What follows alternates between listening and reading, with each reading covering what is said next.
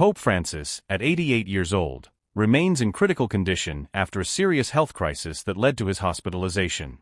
The Vatican has confirmed that the pontiff experienced an intense, asthma-like respiratory crisis that required urgent and continuous medical intervention, including high-flow oxygen to support his breathing. The news has sparked widespread concern across the globe, as Pope Francis has been known for his active presence and leadership within the Catholic Church, both in religious and social spheres. The health scare took place during a period when the Pope had been in relatively good spirits, despite his advanced age and previous health challenges. In recent years, he has faced a number of physical health struggles, including knee problems that have made mobility difficult, requiring him to use a wheelchair on occasion. However, these had not slowed him down in his duties as the leader of the world's largest Christian denomination. His personal resilience and willingness to continue traveling, meeting with heads of state, and engaging with communities around the world had earned him admiration. The Pope's hospitalization marks a stark contrast to his usual vigor, particularly in the face of mounting health challenges.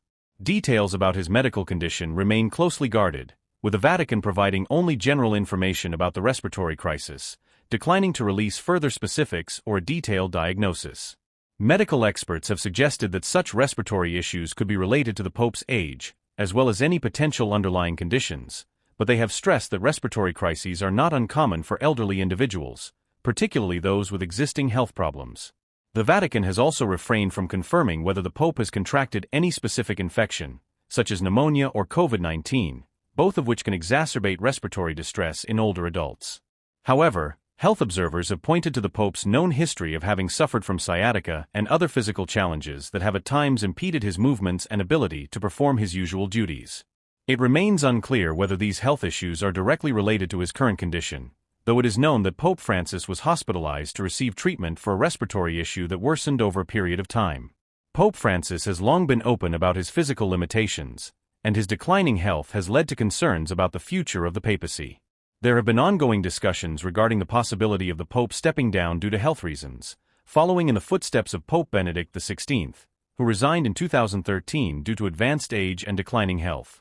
While such discussions have not been confirmed or addressed directly by the Pope, some have speculated that this crisis could be a turning point in his papacy, especially as the Pope has already shown a willingness to consider the needs of the Church in light of his health.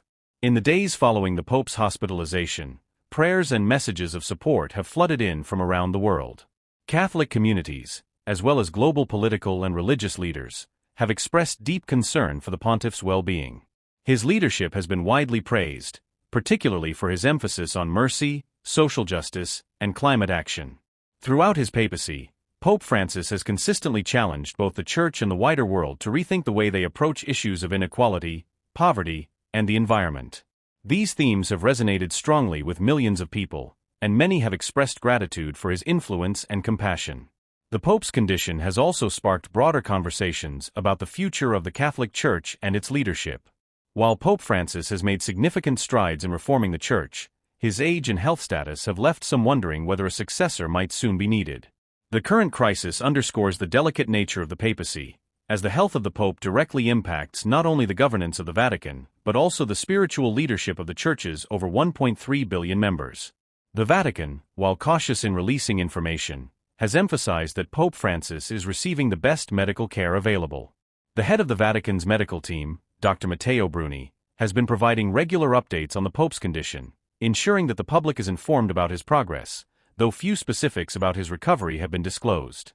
Dr. Bruni's updates have described the Pope as being stable, though the situation remains serious and the next few days will be critical. Meanwhile, Catholic faithful around the world have been asked to join in prayer for the Pope's recovery. Special masses and prayer vigils have been organized, with many people turning to the Church for spiritual solace during this difficult time.